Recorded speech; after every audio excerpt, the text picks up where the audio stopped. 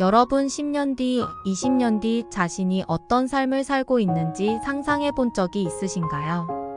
퓨처셀프의 저자 벤저민 하디는 미래의 나와 연결될수록 현재 더 나은 삶을 살게 된다고 합니다. 미래의 내가 어떤 모습일지 깊이 생각해보고 상상한 미래 자아는 지금 현실에서 원동력이 되어 목표와 우선순위가 달라지고 이에 맞게 행동하게 만든다고 합니다. 저자의 이야기를 들어보시죠. 퇴근해 집으로 운전하며 오는 동안 피곤이 내 온몸을 짓눌렀다. 평소 같으면 나는 하루 업무를 마치고 돌아와 휴식을 취한다.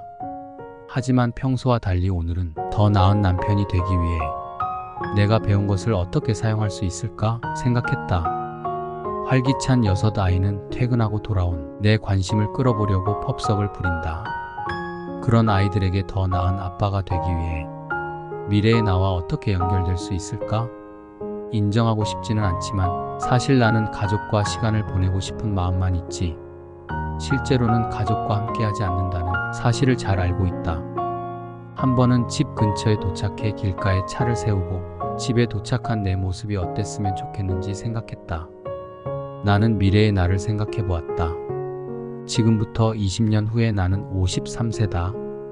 아이들은 모두 성인이 되어 더는 집에서 함께 살지 않을 것이다.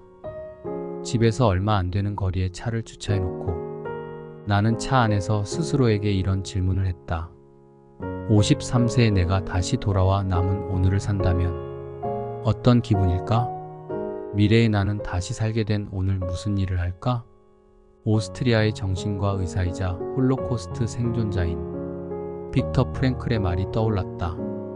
두 번째 삶을 사는 것처럼 살아라. 그리고 첫 번째 삶에서 했던 잘못된 행동을 지금 하려고 하는 게 아닌지 생각하라. 인간의 책임감을 자극하는 표현으로 이 격언보다 더 강력한 말은 없을 것이다. 이 말을 통해 현재는 과거이며 과거는 바뀌고 수정될 수 있다고 상상할 수 있다. 나는 프랭클의 말을 적용해 보기로 했다. 20년 후 미래의 내가 되돌아와 그날 저녁을 보내고 있다고 생각하기로 했다. 미래의 내가 타임머신을 타고 되돌아와 오늘을 다시 살아볼 기회를 얻었다고 상상한 것이다. 내가 집에 돌아와 주차를 하려고 보니 3살 된 딸아이가 밖에서 기다리고 있었다. 나를 보자마자 딸아이는 흥분해서 깡충깡충 뛰었다. 사랑스럽고 귀여운 딸을 지켜보면서 나는 20년 후 미래의 내가 이 순간을 어떻게 온몸으로 느낄지 생각해 보았다. 미래의 내가 된 나는 그 순간을 평소와 다르게 보게 됐다. 나는 눈물을 흘리며 내가 아이를 얼마나 사랑하는지 느끼게 됐다. 딸은 신이 내게 주신 완벽한 선물이었다. 나는 차에서 뛰어내려 마치 20년 만에 처음 보는 것처럼 딸아이를 껴안았다. 이렇게 관점을 바꾸니 동네와 거리가 다르게 보였다. 나는 내가 경험한 것의 경건함을 느꼈다. 내가 거룩한 땅에 서 있음을 깨달았다. 딸을 데리고 집 안으로 들어가니 다 그렇듯이 큰 아이들이 시끄럽게 서로 싸우고 있었다. 아내는 다른 아이들을 돌보며 분주하게 저녁을 준비하고 있었다. 평소 같으면 나는 당장 아이들을 꾸짖으며 야단쳤을 것이다. 하지만 이날은 미래의 내가 되어 있었기 때문에 가족이 평소보다 훨씬 더 소중하게 느껴졌다. 어수선한 집안을 보고 화가 나기는커녕 여기저기에 나뒹굴고 있는 장난감들이 사랑스럽게 보였다. 주방 식탁에 널려있는 아이들의 학습지와 숙제들을 보니 행복했다. 바닥에서 장난치고 있는 아이들은 얼마나 사랑스럽던지 나는 아이들에게 짜증을 내지 않았다. 미래의 나는 이 사랑스러운 아이들의 말을 귀담아 듣고 아이들에 대해 더 잘 알려고 노력하며 무조건 지지할 거라 믿어 의심치 않았다. 나는 귀를 열고 입을 닫았다. 나의 내면에서 지각 변동이 일어나는 걸 느꼈다. 나는 기분이 좋아졌다. 나의 내면이 더 진화하고 깊어졌다는 것을 느낄 수 있었다. 평소에 나를 좌절시켰던 일들이 사소해 보였다. 지금 순간에 몰입하게 되면서 전에는 짜증스러웠던 일들을 사랑스럽게 바라볼 수 있었다. 미래의 나를 현재로 불러와 살아가면서 모든 게 달라졌다. 심지어 나는 미래의 내가 어쩌면 20년 후에 존재하지 않을지도 모른다는 점을 깨닫고 지금 이 순간에 감사하게 됐다.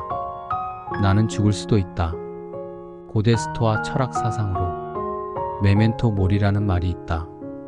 죽음을 기억하라라는 뜻인데 우리는 항상 죽음을 생각하고 있어요. 지금 이 순간을 소중히 여기고 감사하게 된다.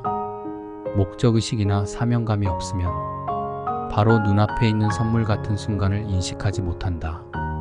미래의 나와 단절되는 순간 현재의 삶이 안겨주는 무한한 가치를 알아보지 못한다. 미래의 나와 연결되면 지금 이 순간이라는 금광을 더 잘 이해하고 감사하게 된다. 미래의 내가 가진 눈으로 지금의 삶을 보면 이전에는 보지 못한 기회들을 볼 수 있다. 미래의 나와 함께 한다면 현재를 소중하게 여길 것이다. 당신은 어떤가? 20년 후 미래의 당신이 현재의 당신과 대화를 나눈다면 무슨 말을 할까? 벤저민 하디의 말대로 미래의 내가 어떤 모습일지 깊이 생각해 보세요.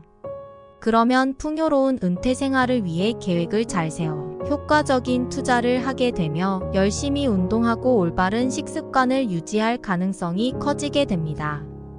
일탈 행위나 자기 파괴적인 행위를 할 가능성이 줄어들게 됩니다. 또한 벤저민 하디는 목표를 향해 가기보다는 목표라는 지점에서 생각하고 행동하라고 합니다. 우리의 뇌는 저절로 그렇게 작동한다고 하네요. 신경과학자들은 뇌가 기본적으로 미래를 예측하는 기관이라서 미래를 현실로 만드는 행동을 유발시킨다고 합니다. 가고자 하는 곳이 명확할수록 무수한 선택지 사이에서 방황하는 일은 줄어들겠죠. 이처럼 놀라운 삶의 철학이 또 있을까요? 미래의 나와 연결하면 현재의 나를 발전시키고 상황을 나아지게 합니다. 그리고 지금의 삶이 귀중하고 진심으로 소중하게 여기게 됩니다. 미래의 나와 연결하세요. 그것이 지금 강력한 삶을 사는 최고의 방법입니다.